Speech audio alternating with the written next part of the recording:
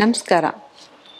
ಇಂದಿನ ಸಂಚಿಕೆಯಲ್ಲಿ ಮನೆಯಲ್ಲೇ ಹೇಗೆ ಹೇರ್ ಕೇರ್ ಮಾಡ್ಕೋಬೋದು ಮತ್ತು ಮನೇಲಿರುವಂಥ ಪ್ರಾಡಕ್ಟ್ಸಲ್ಲೇ ನಾವು ಹೇಗೆ ಹೇರ್ ಮಾಸ್ಕ್ ಅಥವಾ ಕೆರಾಟಿನ್ ಟ್ರೀಟ್ಮೆಂಟ್ ಅಥವಾ ಕೂದಲು ಉದುರೋ ಸಮಸ್ಯೆಗಳಿಗೆ ಪರಿಹಾರನ ಹೇಳ್ತಾ ಹೋಗ್ತೀನಿ. ಇದಕ್ಕೆ ಬೇಕಾಗಿರುವಂಥದ್ದು ಫ್ರೆಶ್ ಮೆಹಂದಿ ಅಥವಾ ನೀವು ಮೆಹಂದಿ ತೊಗೋಬೇಕಾದ್ರೆ ಯಾವಾಗಲೂ ಮ್ಯಾನುಫ್ಯಾಕ್ಚರ್ ಡೇಟ್ನ ನೋಡಬೇಕಾಗತ್ತೆ. ತುಂಬ ಹಳೆ ಮೆಹಂದಿ ತೊಗೊಂಡ್ರೆ ಅದರಲ್ಲಿರುವಂಥ ಒಂದು ಅಂಶಗಳು ಆಕ್ಸಿಡೈಸ್ ಆಗಿ ಹೊರಟೋಗಿರುತ್ತೆ. ಸೊ ನಿಮಗೆ ಅದು ಒಂದು ಒಳ್ಳೆ ರಿಸಲ್ಟ್ನ ಕೊಡೋದಿಲ್ಲ. ಇಲ್ಲ ನನ್ನ ಮನೇಲಿ ನನಗೆ ಮೆಹಂದಿ ಗಿಡನೇ ಇದೆ, ನಾನು ಎಲೆನೇ ಯೂಸ್ ಮಾಡ್ತೀನಿ ಅನ್ನೋರು ತುಂಬ ಒಳ್ಳೆಯದು.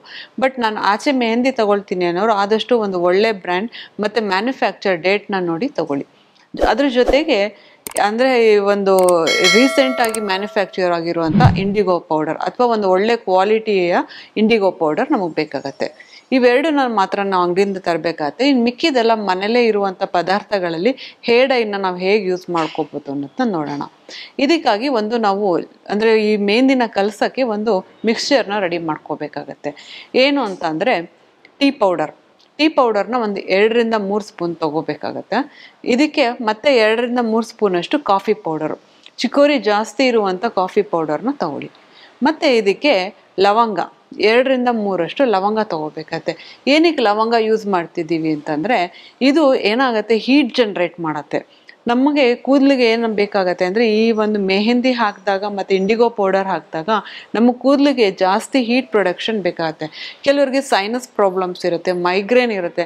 ಕೆಲವರಿಗೆ ಮೆಹಂದಿ ಹಚ್ಚಿದ ತಕ್ಷಣ ತುಂಬ ತಲೆನೋವು, ತಲೆಭಾರ ಬಂದು ಅಯ್ಯೋ ನನಗೆ ಇದು ಹಚ್ಕೊಳಕ್ಕಾಗಲ್ಲ ಅಂತ ಹೇಳ್ತಾರೆ. ಅಂಥವ್ರಿಗೆ ಈ ಒಂದು ಲವಂಗ ತುಂಬ ಎಫೆಕ್ಟಿವ್ ಆಗಿ ವರ್ಕ್ ಆಗುತ್ತೆ. ಹಾಗೆ ಇದಕ್ಕೆ ಒಂದು ಸ್ಪೂನಷ್ಟು ಕರಿ ಜೀರಿಗೆ, 1 ಸ್ಪೂನಷ್ಟು ಮೆಂತ್ಯ. ಇವೆರಡು ಏನು ಮಾಡತ್ತೆ ಅಂದರೆ ಕರಿ ಜೀರಿಗೆ ಬಂದು ನಮ್ಮ ಕೂದಲಿಗೆ ನ್ಯಾಚುರಲ್ ಪಿಗ್ಮೆಂಟ್ ಅಂದರೆ ಬ್ಲ್ಯಾಕ್ ಆಗಿ ನ್ಯಾಚುರಲ್ ಪಿಗ್ಮೆಂಟ್ ಕೊಡುತ್ತೆ. ಮೆಂತ್ಯ ಏನು ಮಾಡತ್ತೆ ಅಂದರೆ ಈ ಒಂದು ಮೆಹಂದಿ ಮತ್ತು ಇಂಡಿಗೋ ಪೌಡರಲ್ಲಿ ತುಂಬ ಹೈಡ್ರೇಷನ್ ಅಂಶ ಕಮ್ಮಿ ಇರೋದ್ರಿಂದ ಅಂದರೆ ಇದು ಕೂದಲು ಸ್ವಲ್ಪ ಒಣಗ್ದಂಗೆ ಮಾಡುತ್ತೆ. ಅದನ್ನ ತಡೆಗಟ್ಟಕ್ಕೆ ಏನು ಮಾಡಬೇಕು ಅಂತಂದರೆ ಈ ಮೆಂತ್ಯ ಹಾಕಿದಾಗ ಇದು ನ್ಯಾಚುರಲ್ ಆಗಿ ನಮಗೆ ಹೈಡ್ರೇಷನ್ ಕೊಡುತ್ತೆ ಮತ್ತು ಸ್ಕ್ಯಾಲ್ಪ್ ಕೂಡ ಇಚ್ಚಿಂಗ್ ಬರೋದಿಲ್ಲ ಮತ್ತು ಕೂದಲು ತುಂಬ ಗ್ಲಾಸಿ ಶೈನಿ ಕೂಡ ಕೊಡುತ್ತೆ. ಇದಕ್ಕೆ ನಾವು ಒಂದು ಆಲೋವೆರಾನ ತೊಗೋಬೇಕಾಗತ್ತೆ. ಆಲೋವೆರಾನ ಚೆನ್ನಾಗಿ ಕ್ಲೀನ್ ಮಾಡಿ ಕಟ್ ಮಾಡಿ ಚಿಕ್ಕದಾಗಿ ಈ ಒಂದು ಮಿಶ್ರಣಕ್ಕೆ ಹಾಕಬೇಕಾಗತ್ತೆ. ಅಂದರೆ ನಾವು 1 ಲೀಟ್ರಷ್ಟು ನೀರು ತೊಗೋಬೇಕಾಗತ್ತೆ. ನೀರಿಗೆ ಇದನ್ನೆಲ್ಲ ಹಾಕಿ ಚೆನ್ನಾಗಿ ಕುದಿಸ್ಬೇಕಾಗತ್ತೆ. ಮತ್ತು ಇದಕ್ಕೆ ಸ್ವಲ್ಪ ನಾವು ಒಂದು ರೆಡ್ ಟಿಂಟ್ ಅಥವಾ ಒಂದು ಬರ್ಗ್ಯಾಂಡಿ ಎಫೆಕ್ಟ್ನು ಕೊಡ್ಬೋದು ಇದ್ರ ಜೊತೆಗೆ. ಹೇಗೆ ಅಂತಂದರೆ ಸ್ವಲ್ಪ ಒಂದು ಕೈ ಹಿಡಿಯಷ್ಟು ಒಂದು ಕೆಂಪು ದಾಸವಾಳನ ಹಾಕಬೇಕಾಗುತ್ತೆ. ಮತ್ತು ಬೀಟ್ರೂಟ್ನ ಚೆನ್ನಾಗಿ ತುರಿದು ಇದಕ್ಕೆ ಹಾಕಿ ಇದನ್ನೆಲ್ಲ ಸೇರಿಸಿ ಚೆನ್ನಾಗಿ ನಾವು ಕುದಿಸಿದಾಗ ಇದು ಅರ್ಧ ಮಟ್ಟಕ್ಕೆ ಇಳಿಯುತ್ತೆ. ಅರ್ಧ ಮಟ್ಟಕ್ಕೆ ಇಳಿದಾಗ ಇದನ್ನು ನಾವು ಫಿಲ್ಟರ್ ಮಾಡಿ ಎತ್ತಿಟ್ಕೋಬೇಕಾಗುತ್ತೆ.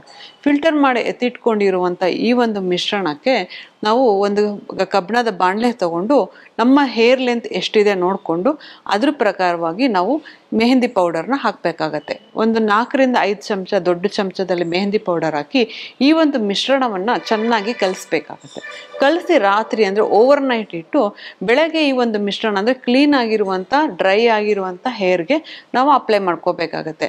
ನಮಗೆ ಪೂರ್ತಿ ಲೆಂತ್ ಬೇಡ, ನಂಗೆ ಬರೀ ಹೇರ್ ಟಚಪ್ ಬೇಕನ್ನೋರು ಕೂಡ ಇದನ್ನು ಯೂಸ್ ಮಾಡ್ಬೋದು. ಇಲ್ಲ ನನಗೆ ಪೂರ್ತಿ ನನಗೆ ಕೂದಲಿಗೆ ಒಂದು ಒಳ್ಳೆ ಬರ್ಗ್ಯಾಂಡಿ ಎಫೆಕ್ಟ್ ಬೇಕು, ಒಂದು ಒಳ್ಳೆ ಶೈನ್ ಬೇಕು ಅಥವಾ ಕಂಡೀಷ್ನಿಂಗ್ ಆಗಬೇಕು ಅನ್ನೋರು ಕೂಡ ಇದನ್ನು ಪೂರ್ತಿ ಕೂದಲಿಗೆ ಬಿಡಿಯಾಗಿ ಹಚ್ಚಿ ಒಂದು 3 ಅವರ್ ಬಿಡಬೇಕಾಗತ್ತೆ. ಇದನ್ನು 3 ಅವರ್ ಬಿಟ್ಟು ಯಾವುದೇ ಥರ ಒಂದು ಶಾಂಪೂ ಏನೂ ಇಲ್ಲದೇ ಬರೀ ನೀರಲ್ಲಿ ನೀವು ಇದನ್ನು ನೀಟಾಗಿ ವಾಶ್ ಮಾಡಬೇಕಾಗತ್ತೆ. ವಾಶ್ ಮಾಡಿ ನ್ಯಾಚುರಲ್ ಹೇರ್ ಡ್ರೈ ಮಾಡ್ಕೊಳ್ಳಿ. ಯಾವುದೇ ಬ್ಲೋ ಡ್ರೈಯರ್ ಯಾವುದೂ ಯೂಸ್ ಮಾಡಿಬಿಡಿ, ನ್ಯಾಚುರಲ್ ಆಗಿ ಅದನ್ನು ಒಣಗಕ್ಬಿಡಿ.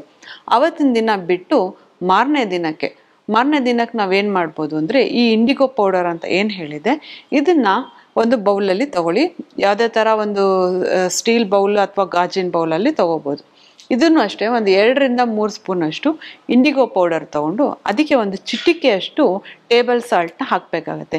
ಏನಕ್ಕೆ ಟೇಬಲ್ ಸಾಲ್ಟ್ನ ಹಾಕ್ತೀವಿ ಅಂತ ಅಂದರೆ ಇದು ಕಲರ್ನ ಎನ್ಹ್ಯಾನ್ಸ್ ಮಾಡುತ್ತೆ ಮತ್ತು ಇದು ಕಲರ್ ತುಂಬ ದಿನ ಇರೋವರೆಗೂ ಹಿಡಿದಿಟ್ಕೊಳ್ಳುತ್ತೆ. ಹಾಗೆ ಇದಕ್ಕೆ ಒಂದು 4ರಿಂದ 5 ಸ್ಪೂನಷ್ಟು ಬಿಸಿಯಾಗಿರುವಂಥ ಹಾಲನ್ನ ಹಾಕಬೇಕಾಗತ್ತೆ. ಮತ್ತು ಇದೇ ಒಂದು ಯಾವುದು ನಾವು ಮೆಹಂದಿಗೆ ಹಾಕಿರ್ತೀವಲ್ಲ ಮಿಶ್ರಣ, ಅದನ್ನೇ ಸ್ವಲ್ಪ ಬಿಸಿ ಮಾಡಿ ಇದಕ್ಕೆ ಹಾಕಬೇಕಾಗತ್ತೆ. ಯಾವಾಗಲೂ ಅಷ್ಟೇ ನಾವು ಇಂಡಿಗೋ ಪೌಡರ್ಗೆ ಯಾವುದೇ ಒಂದು ಮಿಶ್ರಣವನ್ನು ಹಾಕಿದ್ರೆ ಅದು ಸ್ವಲ್ಪ ಬಿಸಿ ಅಂದರೆ ವಾರ್ಮ್ ವಾಟರ್ ಆಗಿರಬೇಕು, ಲ್ಯೂಕ್ ವಾರ್ಮ್ ವಾಟರ್ ಆಗಿರಬೇಕು, ಅಥವಾ ಸ್ವಲ್ಪ ಜಾಸ್ತಿ ಬಿಸಿ ಇದ್ರೂ ಓಕೆ. ಯಾಕೆ ಅಂದರೆ ಇದು ಬೇಗ ಆಕ್ಸಿಡೈಸ್ ಆಗಿಬಿಡುತ್ತೆ. ಆ ಕಲರ್ನ ಹಿಡಿದಿಟ್ಕೊಳ್ಳೋಕ್ಕೆ ಮತ್ತು ಒಳ್ಳೆ ಕಲರ್ ಬರೋದಕ್ಕೆ ನಾವು ಈ ಬಿಸಿನೀರನ್ನ ಅಥವಾ ಬಿಸಿ ಅಂಶವನ್ನು ಯೂಸ್ ಮಾಡ್ತೀವಿ. ಇದಿಷ್ಟನ್ನು ಯೂಸ್ ಮಾಡಿ ಒಂದು 10 ಮಿನಿಟ್ಸ್ ಇದನ್ನು ಮುಚ್ಚಿಡಬೇಕಾಗತ್ತೆ. ಮುಚ್ಚಿಟ್ಟು ನೀವು ಓಪನ್ ಮಾಡಿದ್ರೆ ನಿಮ್ಮ ಸುತ್ತ ಒಂದು ಬ್ಲೂ ಕಲರ್ ಕನ್ಸಿಸ್ಟೆನ್ಸಿಲಿ ನಿಮಗೆ ಕಾಣಿಸುತ್ತೆ. ಅಂದರೆ ಹಸಿರಾಗಿರೋ ಒಂದು ಇಂಡಿಗೋ ಪೌಡರ್ ಇಟ್ಸ್ ಆಲ್ರೆಡಿ ನಿಮಗೆ ಡಾರ್ಕ್ ಬ್ಲೂ ಕನ್ಸಿಸ್ಟೆನ್ಸಿಲಿ ನಿಮ್ಗೆ ಅದು ಕಾಣಿಸುತ್ತೆ. ಇದನ್ನು ಏನು ಮಾಡಬೇಕು, ಇಮಿಡಿಯೇಟು ನೀವು ತಲೆಗೆ ಹಚ್ಚಬೇಕಾಗತ್ತೆ. ನಿಮಗೆ ಇದೂ ಅಷ್ಟೇ, ನಿಮಗೆ ರೂಟ್ ಟಚಪ್ ಬೇಕಂದರೆ ರೂಟ್ ಟಚಪ್ಪೇ ಮಾಡ್ಕೋಬೋದು, ಅಥವಾ ಓವರ್ ಆಲ್ ಗ್ಲೋಬಲ್ ನಾನು ಹಚ್ಕೋತೀನಿ ಅಂತಂದ್ರೂ ಹಚ್ಕೊಂಡು ಇದನ್ನು ಕೂಡ 3 hours ನೀವು ಬಿಡಬೇಕಾಗತ್ತೆ. 3 hours ಬಿಟ್ಟು, ಬಟ್ ಇದನ್ನು ಹಚ್ಕೊಂಡು ಅಂದರೆ ಇಂಡಿಗೋ ನೀವೇನು ಹಚ್ಕೊಂಡಿರ್ತೀರಾ ಹಚ್ಕೊಂಡ್ಮೇಲೆ ಒಂದು ಹೇರ್ ಮಾಸ್ಕ್ ಅಥವಾ ನೀವು ಈ ಒಂದು ಫುಡ್ ವ್ರ್ಯಾಪ್ ಅಂತ ಬರುತ್ತೆ ಅಥವಾ ಫ್ರೂಟ್ ವ್ಯಾಪ್ ಅಂತ ಬರುತ್ತೆ, ಆ ಒಂದನ್ನ ನೀವು ತಲೆಗೆ ಸುತ್ಕೋಬೇಕಾಗತ್ತೆ. ಯಾಕಂದರೆ ಈ ಇಂಡಿಗೋಗೆ ಹೀಟ್ ಜನ್ರೇಷನ್ ಜಾಸ್ತಿ ಬೇಕಾಗತ್ತೆ. ಇದು ನಾವು ಗಾಳಿಗೆ ಬಿಟ್ಟಷ್ಟು ಬೇಗ ಆಕ್ಸಿಡೈಸ್ ಆಗಿ ನಮ್ಮ ಕೂದಲು ಕಲರ್ನ ಹಿಡ್ಕೊಳ್ಳೋದಿಲ್ಲ. ಅದಕ್ಕಾಗಿ ನಾವೇನು ಮಾಡಬೇಕು, ಕೂದಲನ್ನ ಚೆನ್ನಾಗಿ ವ್ರ್ಯಾಪ್ ಮಾಡ್ಕೋಬೇಕು, ಗಾಳಿ ಆಡ್ತಾ ಇರೋಂಗೆ ಹೀಟ್ ಜನ್ರೇಟ್ ಆಗೋಂಗೆ ನೋಡ್ಕೋಬೇಕು. ಅದಾದಮೇಲೆ 3 hour ಬಿಟ್ಟು ನೀವು ಹೇರ್ ವಾಶ್ ಮಾಡಿದ ತಕ್ಷಣ ಇಮಿಡಿಯೇಟ್ ನೀವು ಕನ್ನಡಿ ಮುಂದೆ ನಿಂತ್ಕೊಂಡು ಹೋಗಿ ನೋಡಿದ್ರೆ ನಿಮ್ಮ ಪ್ರತಿಯೊಂದು ಯಾವುದೋ ಒಂದು ಆರೆಂಜಿಗೆ ತಿರುಗಿರತ್ತಲ್ಲ ನೀವು ಮೆಹಂದಿ ಹಚ್ಚಿದಾಗ, ಬಟ್ ಈ ಇಂಡಿಗೋ ಹಚ್ಚಿದಾಗ ಕಂಪ್ಲೀಟ್ ನಿಮಗೆ ಕಪ್ಪಾಗಿ ಕಾಣಿಸ್ತಾ ಇರುತ್ತೆ. ಇದು ಒಂದು 3-4 ವಾಶ್ವರೆಗೂ ಹಾಗೇ ಇರುತ್ತೆ. ಇದನ್ನು ಒಂದು 3-4 ದಿನ ನೀವು ತಲೆಗೆ ಯಾವುದೇ ಥರ ಸ್ನಾನ ಮಾಡಬೇಡಿ ಅಥವಾ ಯಾವುದೇ ಥರ ಶಾಂಪೂನ ಯೂಸ್ ಮಾಡಬೇಡಿ. 3 ದಿನ ಬಿಟ್ಟು ತಲೆಗೆ ಸ್ವಲ್ಪ ಲೈಟಾಗಿ ಎಣ್ಣೆ ಹಾಕಿ ಮಸಾಜ್ ಮಾಡಿ. ಕೊಬ್ಬರೆಣ್ಣೆ ಆದರೆ ತುಂಬ ಬೆಟರು.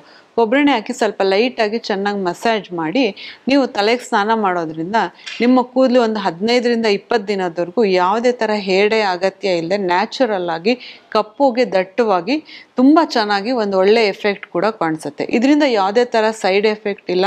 ಸೊ ಇದರಲ್ಲಿ ಯಾವುದೇ ಥರ PPD ಅಂಶ ಇಲ್ಲ, ಅಮೋನಿಯಾ ಇರೋದಿಲ್ಲ, ಯಾವುದೇ ಥರ ಸಿಂಥೆಟಿಕ್ ಐಟಮ್ಸ್ ಇರೋದಿಲ್ಲ.